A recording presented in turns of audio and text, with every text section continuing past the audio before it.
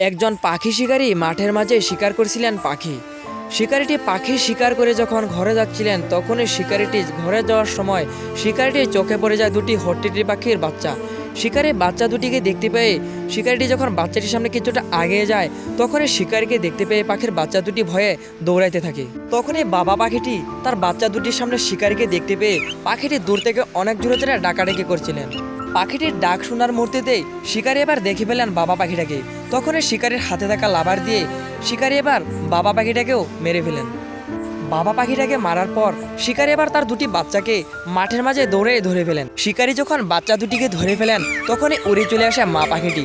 মা পাখিটি যখন শিকারিকে তার বাচ্চা দুটির সামনে দেখতে পায় তখনই মা পাখিটি দূর থেকে অনেক জোরে জোরে ডাকাডাকি করতে থাকে। মা পাখিটির সামনেই শিকারি এবার তার দুটি বাচ্চাকে হাতে করে নিয়ে তার ঘরে যাচ্ছিলেন। শিকারি যখন রাস্তার মাঝে যাচ্ছিলেন তখনই শিকারিটির হাতে থাকা ছোট্ট পাখির বাচ্চাটি ডাকাডাকি করতে থাকে।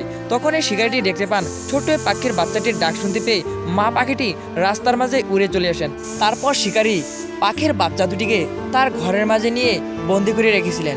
শিকারি যখন পাখির বাচ্চা দুটিকে তার ঘরের মাঝে বন্দি করে রেখেছিলেন তখনই শিকারি শুনতে পান তাদের ঘরের দরজার কিনারায় অন্য একটি পাখি ডাকাডাকি করেছিলেন।